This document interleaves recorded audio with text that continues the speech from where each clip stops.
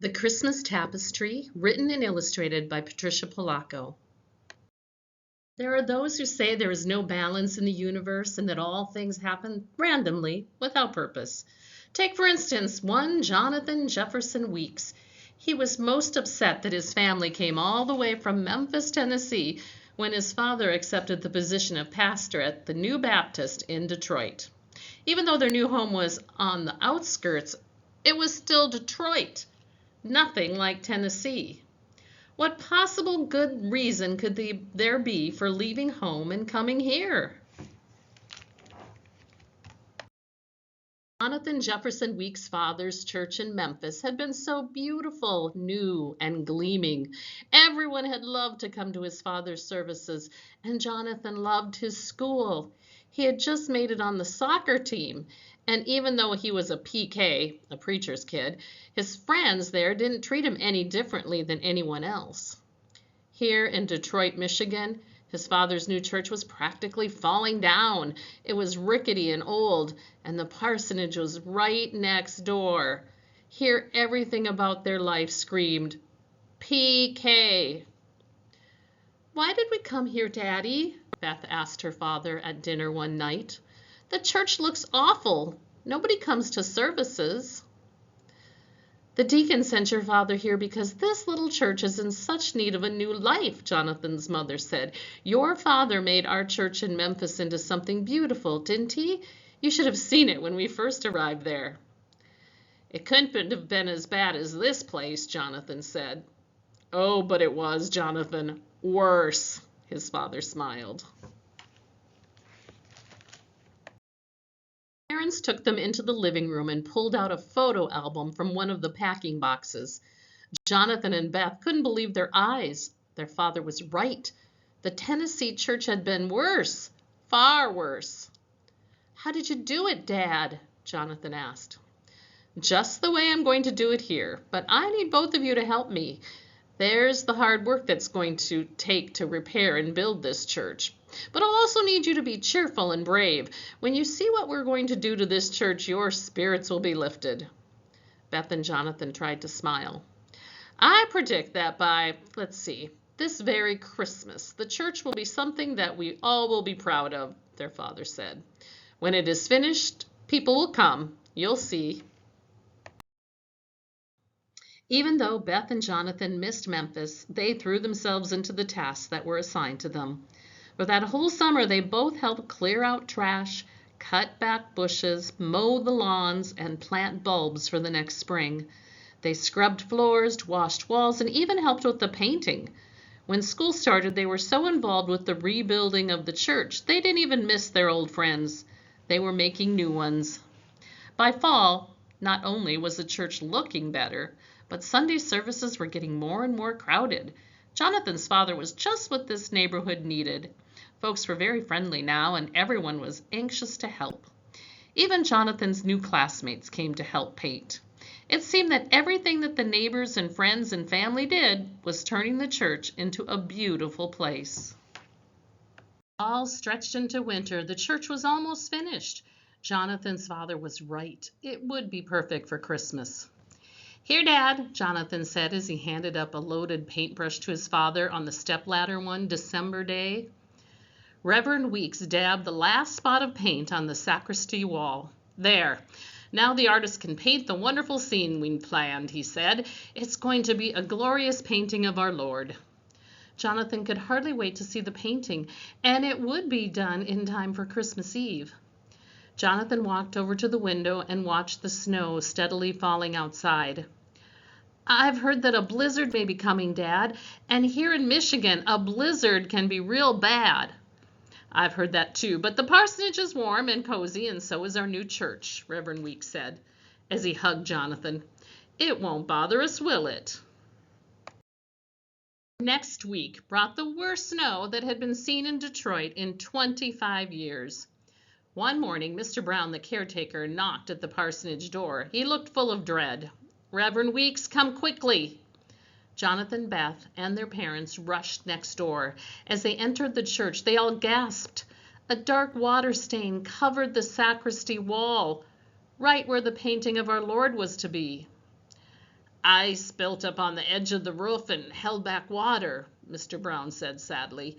Standing water that ran into the building and down the sacristy wall. How could this be happening? Mrs. Weeks cried. The artist we commissioned to do the painting was going to start tomorrow. Isn't there anything we can do? The Reverend asked Mr. Brown. Well, we can shift the ice to let out the standing water on the roof. He lightly pushed at the watery wall. There was a huge crack. A rush of water and a piece of plaster fell with a thud. Dad! Jonathan cried out. Now there's a big ugly hole in the wall, right where everybody will see it. I even see wooden slats. I know a plasterer, Mr. Zucker. He'll be able to fix it for us, Mr. Brown said. Before Christmas Eve? Jonathan asked, full of hope. No, sir, Mr. Brown said. This here wall needs to dry out first. The plastering may not be until spring. I knew something would spoil our Christmas, Jonathan cried. Now, I'll call Mr. Zucker anyway. He may have a different solution, Mr. Brown added softly. Later that night, Reverend Weeks sat on the edge of Jonathan's bed. I miss home, Jonathan cried. I know you believe God always has a plan, but what plan could have brought us here? Jonathan sobbed. We worked so hard and then God sent a blizzard. I don't understand. Well, son, although we don't always understand, the universe unfolds as it should, his father said as he rocked the boy in his arms. Tomorrow will be another day, and perhaps things won't seem so bleak when you wake up to a new morning. Then he kissed the boy good night and closed the door. The next morning, Jonathan awoke to a cold snap and freezing snow. His mother asked his father and him to drive to Detroit to pick up Christmas decorations that she had ordered from Horrocks. Jonathan didn't want to go. He felt so bad about the church wall. What good would the decorations do? Then, as if the damage to the church wasn't bad enough, the battery was dead in the family car. It's all right, Jonathan. We can take the bus. Jonathan's face fell. The slow old bus all the way downtown and back?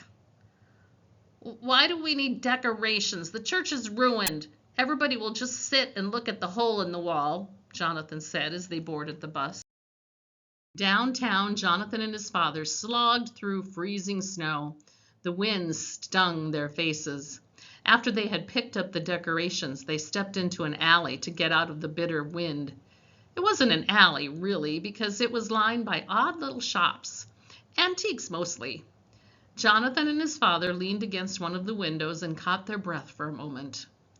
Jonathan turned toward the window, and that's when he saw it. There was the most beautiful-looking piece of cloth that Jonathan had ever seen. Dad, look! Jonathan pulled his father to see. Isn't it magnificent? His father said. Wait! If that cloth is big enough, couldn't we buy it and hang it over the hole in the wall? Jonathan pleaded. The colors even look like Christmas. Sorry, son, I have $15 and some change for the bus. That cloth looks like it could cost more than I can afford. He looked in the boy's eyes, so disappointed now. Well, we can at least go in and look. The shopkeeper spread the beautiful cloth out on a table. Look, Jonathan, hand-stitched embroidery, Reverend Weeks said as he gazed at the cloth. And the perfect size, Dad, see? Jonathan said as he touched it. Reverend Weeks looked up. How much is this? He asked timidly. Oh, I've had this old piece here for over a year. For you, Pastor, I'll make a deal. How's $15 sound?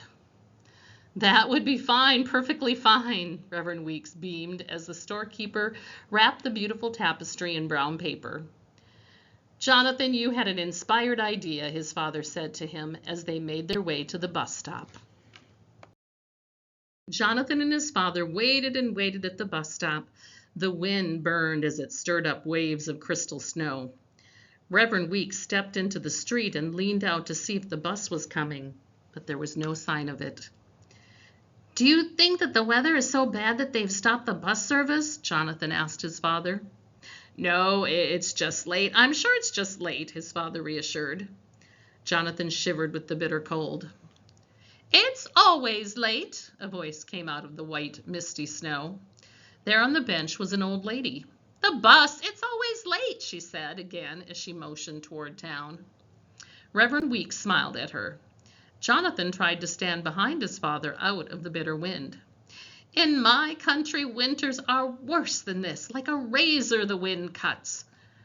"I have hot tea in my thermos and some raisin cookies too," she said, as she motioned them to sit with her.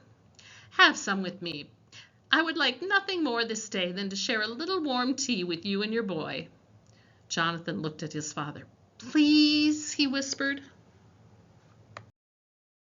"We're much obliged, ma'am," Reverend Weeks said as he tipped his hat. The hot tea and the cookies made the wind seem to disappear. "How far do you have to go today? That is, if the bus ever gets here," Jonathan asked the lady.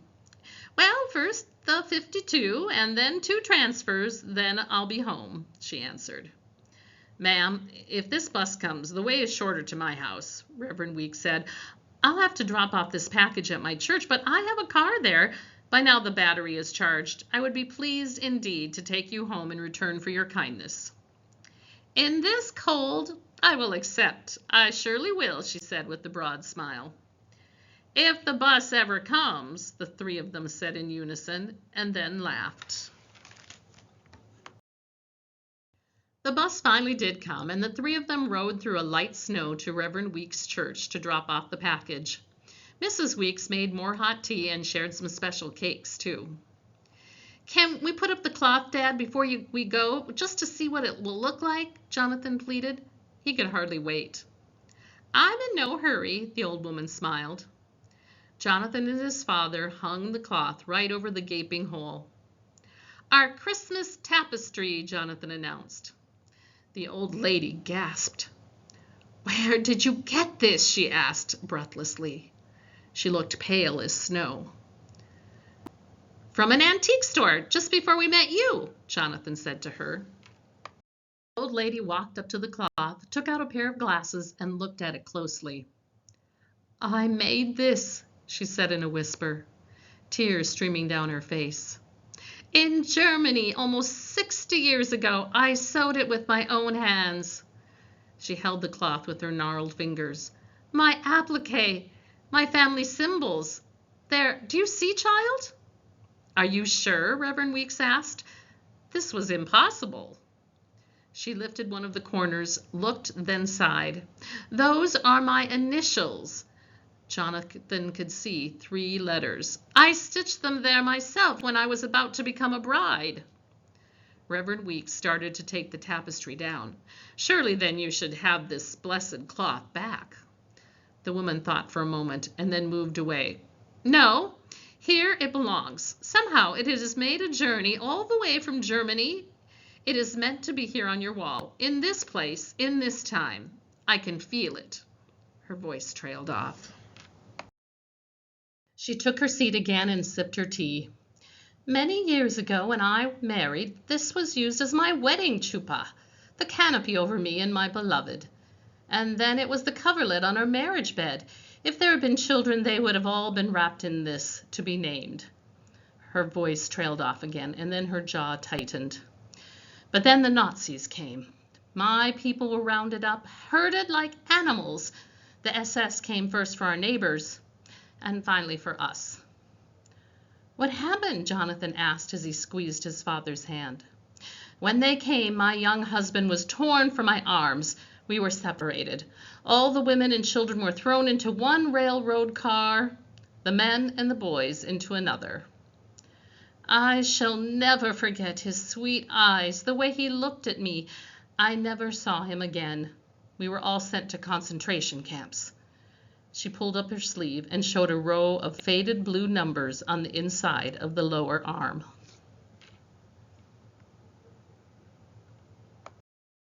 "Speechless. No words can be described," Reverend Weeks said as the whole family leaned toward the lady. Jonathan beamed as he looked into his father's face, and then he hugged the old woman.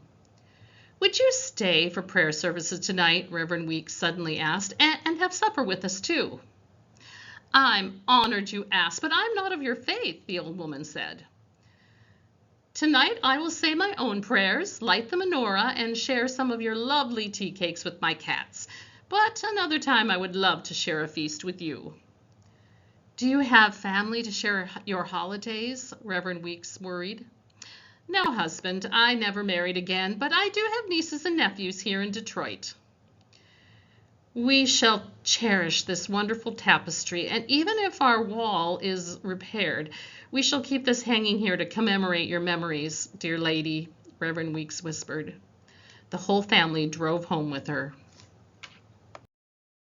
Christmas Eve. There was to be a pageant. Jonathan was going to be a shepherd in the procession of the Christ child. Beth and her mother were practicing their hymns for the choir.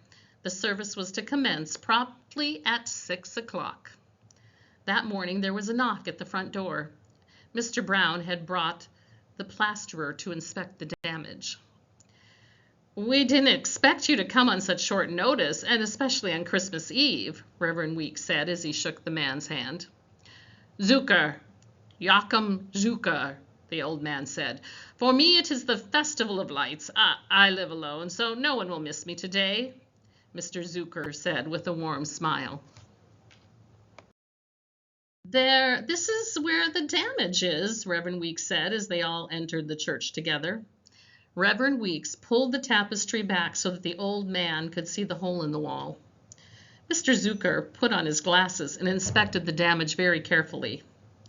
This won't be difficult. Not difficult at all, he said. You do need to let the wall dry a bit, but I can make it look like new. I'm glad to hear that. We are all so worried that the damage was structural, Reverend Weeks said. He let the tapestry cascade back in front of the hole. The old man staggered back. Oh, where did you get this? Where? Oh, right here in Detroit, Jonathan tried to explain. It couldn't possibly be, Mr. Zucker interrupted. Couldn't be what? Jonathan asked. My bride in the old country, Mr. Zucker said softly. She made something exactly like this for our wedding. Every stitch and pattern all the same. Mr. Zucker started to cry. But she was taken by the Nazis. We all were, he said breathlessly. We were herded like sheep into boxcars and taken to camps. Work camps, they called them, but they were a place of death. I never saw her again. She did not survive that place. Jonathan looked in astonishment at his father and mother. Did she embroider her initials in the cloth? Reverend Weeks asked.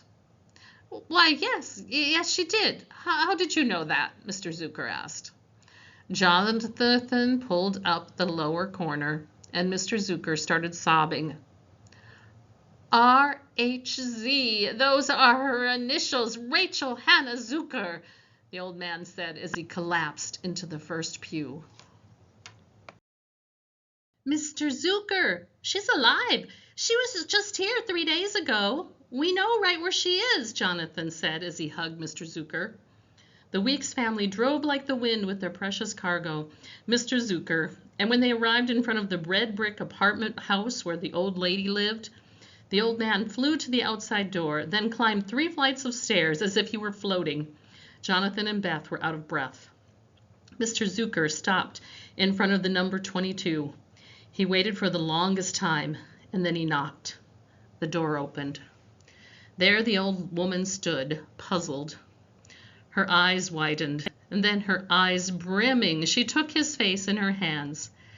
Is that you, my beloved? She whispered. I have waited a long time. My Rachel, was all Mr. Zucker could manage to say. And then a sound came from both of them that Jonathan knew he would never hear the likes of again. It was the sound of joy. And then they hugged and cried and kissed each other so tenderly that Jonathan didn't really know why, but he felt tears in his own eyes.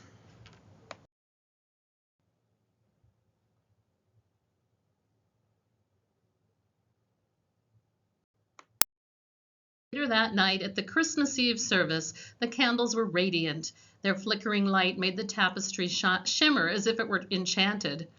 Maybe it is, Jonathan thought as he smiled to himself. He couldn't take his eyes off of it.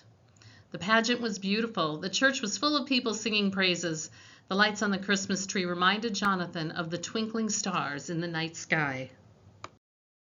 Jonathan Jefferson Weeks thought his heart would burst at the pure joy of the season and the wonder of all the events that had taken place. Now he knew exactly why they moved to Detroit, exactly when they did. He knew why the plaster fell, why the car didn't start, why it was so bitter and cold that he and his father had shared tea with a lonely old woman. It was all so seamless, woven so perfectly. Woven as beautifully and surely as Jonathan's radiant cloth that hung at the front of his church. It was all, truly, a Christmas tapestry.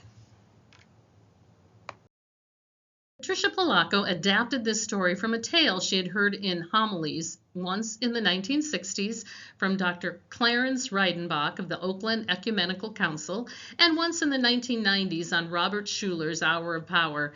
Both presentations were told as true stories involving young ministers, one from Canada and the other New York. Ms. Polacco has adapted the tale for young readers and changed the setting to her home state of Michigan.